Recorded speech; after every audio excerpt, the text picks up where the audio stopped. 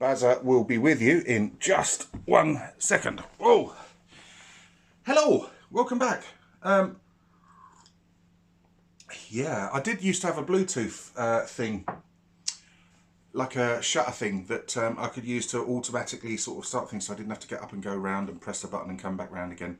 But that is long since I haven't got a Scooby where that's gone. I hope you've all been keeping well. It's in the run up to Christmas. The weather outside is absolutely atrocious at the moment. So you'll remember a few weeks ago in one of my previous videos I said that I'd never backed any Kickstarter projects before or any kind of crowdfunding process, despite there being many related to the retro computer and sort of gaming scenes. That is my sort of like main passion and interest, but I'd never got round to backing any for various reasons, and I thought a few months back I would change that, because there were a couple of projects that advertised through various Facebook groups, etc., that really sort of piqued my interest. Now, they are Andy Remmick's upcoming movie about the 8-bit wars. I think that's due out sort of next year, and I know he's done lots and lots of videos that have had very good reception. The Crash magazine 2021, the Crash magazine, that's it. It's, I don't know how many editions of it they've done now. The Crash annual, sorry. I know I saw one a couple of years ago, and you know, looking around on Facebook, Twitter, there was one sort of like last year, and there's been but I'm not sure how many years the Crash annual's been sort of in production for. But that was delivered yesterday, and that's really impressive. I'm still yet to have a full sort of flick through it, but once I have done, I will sort of course show you that as well.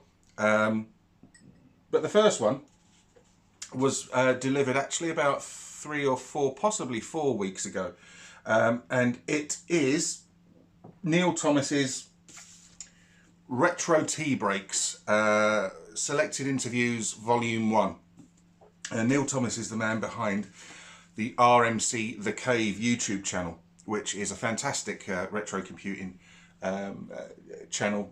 He's got over 100,000 subscribers now, and you know, loads and loads of videos. I'll pop a link in the description below about the history of systems and computers, repair videos, interviews, etc., which is where this sort of book comes in. And it's just fascinating. Anyway, he had launched a Kickstarter for his to turn his Retro Tea Breaks videos, which if you go onto the channel you'll see a playlist of tea break interviews, which comprise of interviews from a number of individuals who were prominent back in the day, involved in very sort of like milestone achievements in the history of computing, games development, etc. Some very well known, some not very well known to me. That is, I was guilty of being only interested in games, and so whilst I was aware of like various personalities responsible for writing games, and in subsequent years leading up to sort of this year, you become familiar with names of like musicians and graphics artists, etc., as well as games designers. Some of the other people in the background who had equally as important contributions, because I was only ever interested in games, I never kind of paid them any attention. So on Neil's Retro Tea Breaks playlist, like I say, there's a number of interviews with a number of these individuals, some of whom are known to me and some of whom I'd not heard before. I don't mean that in any kind of offensive way. And that's what's been fascinating about it, hearing their stories and experiences, etc. And Neil decided around about coming up 2 years ago now, I think, that it would be a good idea to put these interviews, transcribe them into print. Hence we now have the Retro Tea Break Selected Interviews Volume 1 channel. Now, book. And I've not finished it yet. I'm still sort of like working my way through it. The reason I haven't sort of finished it yet is it arrived at the same time as a number of other books I'd ordered, totally unrelated to retro computer stuff, other fields of interest that I have that were absolutely fascinating, and I just couldn't put them down. So I finally finished them and started on this book. Now, you know, you can see old Baz here has, you know, got a face built for radio and a voice for silent movies. So Neil is the opposite. He's a very well presented chap. And his voice, well, put it this way, if the Caramel Bunny was a geezer, it'd sound like Neil. Total opposite to myself, probably why he's so successful. Right, so when the Kickstarter was launched for this book, its goal was £6,500. It absolutely smashed through that. So by the time it ended, the Kickstarter had raised nearly 70,000. And there are a number of tiers of sort of pledges, etc. So when I went for it, I decided that I would go sort of like all in and have a bit of everything. Now, you've seen me sort of like drinking from the cup. This is the cup that accompanies the sort of pledge, with a number of sort of like digital pictures created by Stu Cambridge of some of the people that are involved in this book. It's really quite nice, and I couldn't find this cup for bloody ages. It arrived, I put it out in the kitchen. When I wanted to use it, I couldn't find the bleeding thing. And those of you who own teenagers will know that they are like jackdaws. They are untidy. They will hoard things and then pretend and protest that they've never seen them before in their life, and then lo and behold, you find what you were looking for invariably up in their room. That's where I eventually found the cup. Despite my daughter having beseeched me, she knew nothing of its whereabouts. And so when eventually I confronted her, she was like they do, you know, that that teenagers do. But hey ho, hey ho. Oh, the other thing is, I don't like tea. I don't drink tea, so this is coffee in here. Are you a tea or a coffee person? Yeah. Be interested to know. I cannot stand tea. My wife drinks it by the gallon. I've never liked tea, but hey ho. So here's the book, and it contains transcripts of 14 separate interviews. It's divided into 14 sort of chapters. Again, like I say, some names that are familiar, some names that to me aren't, but obviously will be to others. And it's really, really fascinating to read. The enthusiasm of all the interviewees that I've read so far really sort of shines through, and Neil's done a really, really good job of ensuring that happens. So I'm not going. It's very tempting when you do a book review to go, oh, there you go, and just show everyone the entire book. I'm not going to do that. I toyed long and hard with the idea of saying what the names were of people that were included in the interviews, but I decided against that as well, just so that if you decide that you want to buy a copy of the book, and there will be some copies available for sale in Neil's store, which I will also link a description. No, I won't. I will provide a link in the description box below to his store where you can purchase it from. That's what I meant to say, and took about 4 goes at saying it. So as you can see, we've got a really, really nice hardback sort of book. No dust cover. That's absolutely fine. Not a problem at all. Very sort of like simple design on the front cover. That's Neil's sort of logo from his YouTube channel. And we go in. I decided, like I said, to sort of like go all in. So I got it signed in a gold metallic pen by Neil. And I also went for the pledge that gave me the option to have my name included in the back. It's in there somewhere. Down there somewhere. And also available as an e-book as well. But I decided to wait for the physical book to arrive. I don't get on too well with e-readers and stuff like that. I did have a Kindle a long time ago, but I I prefer the feel of a real sort of book, if you know what I mean. And I've really enjoyed what I've read of this. There's lots and lots of interesting facts. Whenever you go through any of the particular interviews and a particular subject might be mentioned, there's often a little box out containing a brief précis of that particular system or technique, etc. In just like a kind of bite-sized chunk that just fills in a little gap if you're sitting there going, well, what does that actually mean? And to those of us who aren't sort of like technically minded, and some of the discussions can be a little bit technical, that's actually really interesting to have. There's a number of photos and pictures in the book, including full colour and glossy pages in the sort of centre. Some of the photos that are included in the actual main pages are a little bit dark. That may be to do with the fact that you know, the original source advert or page may have been sort of like very poorly resolved, etc. But it's certainly not anything that sort of like breaks anything. There's a lovely little sort of like dangly bookmark as well, so you don't have to fold corners of pages over or do as I used to do. I used to cut the corner off an envelope and use that as a kind of bookmark, slip it over the top of the page. Included with it as well, you also get, well, the level of backing that I sort of went to, little envelope containing a number of cards, all by Stu Cambridge,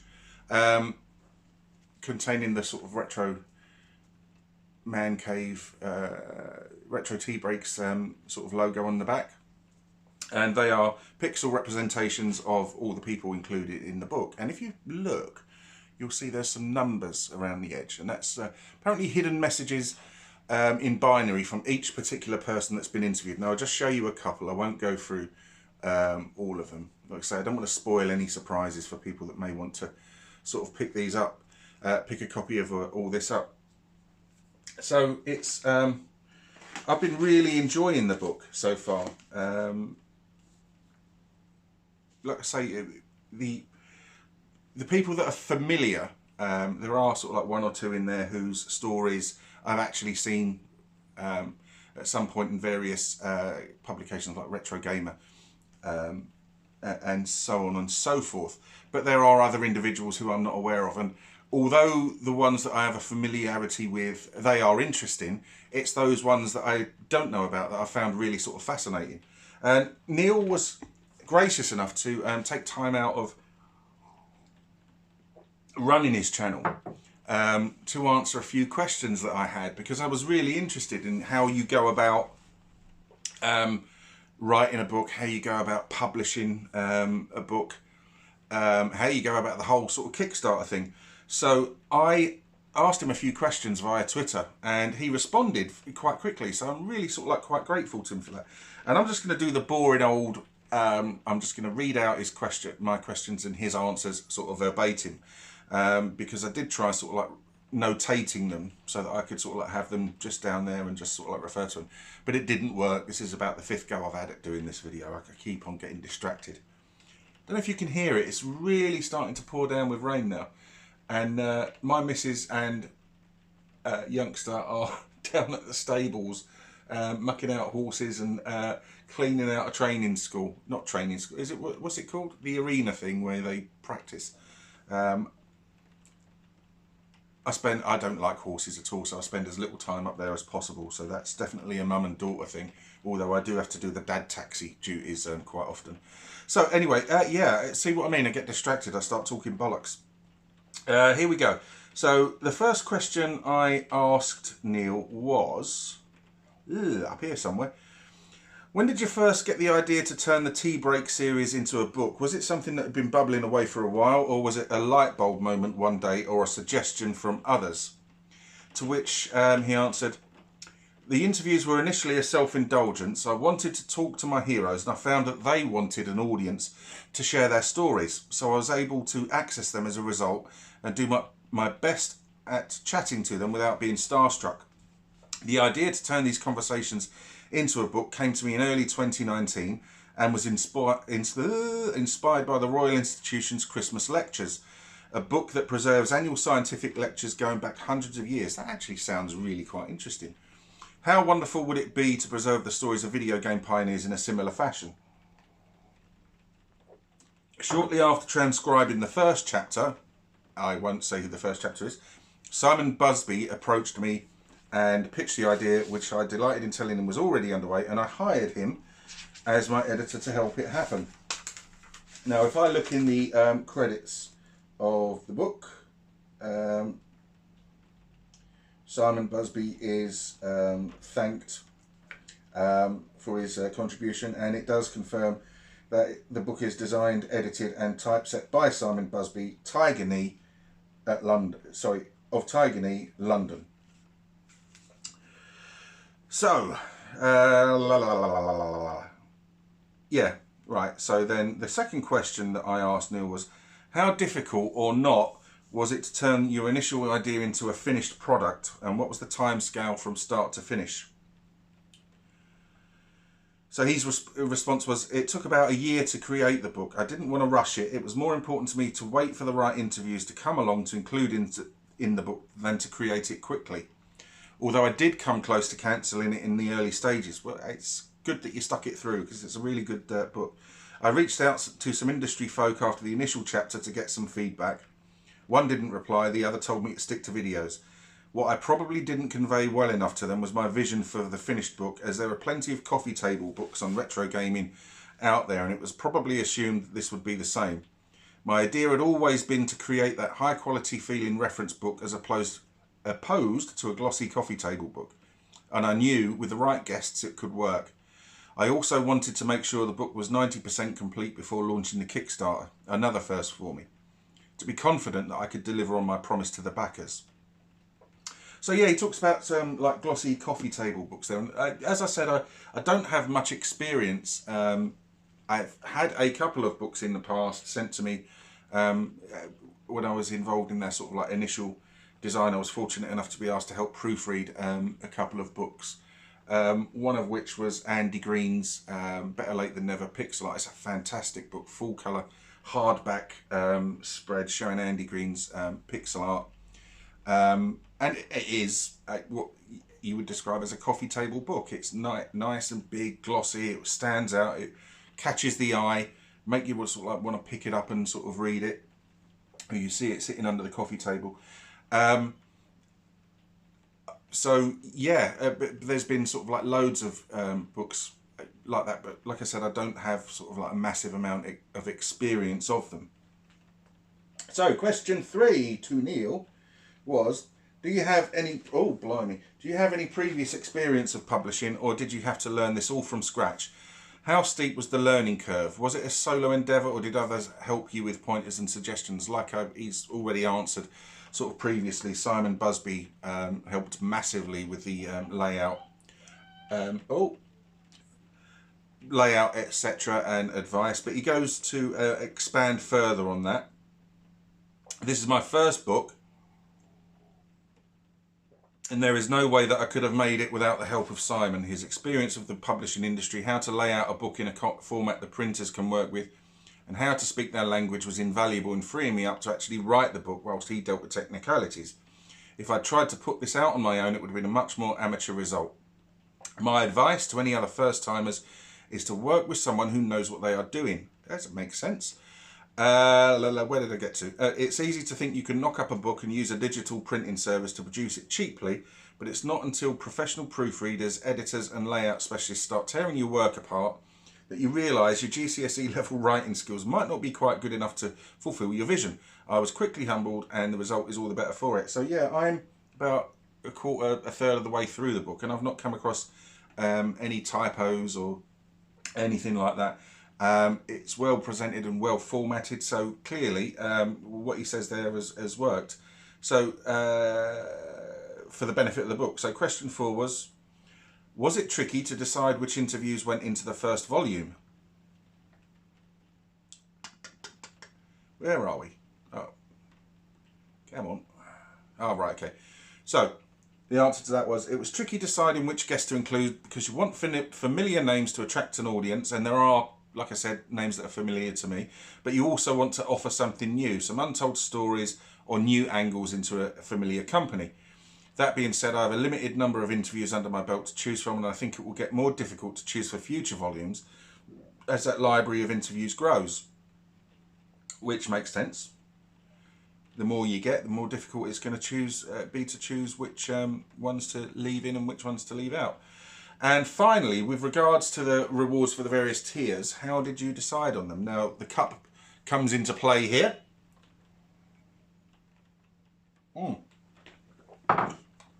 It's a bit strong, that, actually. Yeah, so about the rewards. Come on. The rewards include the book collector's cards and the mug. The cards came to me after I'd commissioned Stu Cambridge to make the pixel art for the book chapters. When his portraits started coming through to me by email and I saw how fantastic they were, and they are fantastic, I wanted to do something to celebrate them a little bit more, and the lithographic collector's card seemed to be a perfect fit. Every card has a hidden message in the binary code sent to me by the guests themselves. The mug was another fun idea, so you could have a tea break with the book, and I was going to include a branded tea bag with it, but it was too much for the budget. With hindsight, as much as I love the mug, it made fulfillment much harder. It's very quick to put the book and cards in a book mailer, but it takes a lot longer to pack a book, cards and a mug safely in the box. It was the difference of 20 seconds to pack a book and cards and 2 minutes to pack a mug and to pack a box with a mug in. When you have 2,000 orders to hand pack, that makes a big difference. I can imagine that was a bit of a pain in the arse towards the end, but it makes for a really sort of like lovely package. Like I said, I recommend this book. I haven't finished reading it. It's fascinating, as I said, to hear the stories that are less familiar with, the people I hardly know of. And that doesn't sort of decry or detract from their importance, or the importance of their contributions to gaming and computing over the years. And I thank them for their efforts. And yeah, link will be in the description box below to both the RMC channel and also to the store where you can buy a copy of the book from. I'm not sure actually how much it would retail for. There doesn't seem to be any sort of information about that. Never mind. As I said, the only kind of slight nitpick that I had was that some of the pictures on the printed pages can sometimes be a little bit dark, but it doesn't break the game at all. And also there's no sort of like dust jacket, but that doesn't bother me at all, because I always find that they tend to rip and start looking tatty.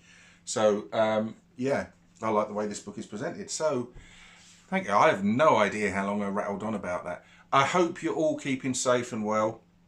We're still in the middle of a very, very trying, frustrating and testing times. I'm sure we will all be out of it sooner rather than later. We just need to, you know, we've been extremely patient so far. We just have to be patient for a little while longer. And I know that's much easier said than done. But please stay with it. Stay safe. Have a happy Christmas. There will be other videos before Christmas, of course, but just in case I forget to say it in either of them. If you like the video, please let me know. If you wish to subscribe, please do so. But if you do subscribe, as ever, please, please, please take the time to join in the conversation, because that's what it's all about. Thanks ever so much for watching. Take care and goodbye. Oh, gotta get my fat ass up so that I can now turn the video